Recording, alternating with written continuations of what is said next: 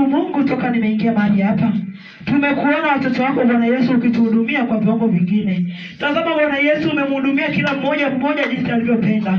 Bwana Yesu, haikuwa kwa akili zetu Bwana, bali ni kwa wewe tu Mungu ambaye umejidhihirisha juu ya mtumishi wako Mungu kamtumia, na mtumishi wako akaenda kuinena kweli ambao Mungu imetuweka huru, ambao Mungu imetufungua, ambao Mungu imebadilisha historia ya maisha yetu kupitia hata sadaka Bwana ambazo tumezitoa siku ya leo. Ninasema asante kwa kila sababu. Ninasema asante kwa kila neema ambaye Mungu nimekuona ukinihudumia mimi na ndugu zangu kwa Mungu aliye hai. Bwana Yesu, hatujazaa shoga. Hatujawaleta duniani kwa shoga. Hatujawaleta duniani kwa sagaji. Bwana Yesu, nipo kusudi ndani ya watoto kupitia sadaka zao Bwana. Bwana Yesu, nipo kusudi na neno ambalo Baba, katika jina la Yesu Kristo wa Nazareti, mwana Mungu aliye hai, Baba yetu na Mungu wetu, tupo mbele zako sahi na wakati huu tena. Baba, tuna kila sababu ya kusema asante Jehova.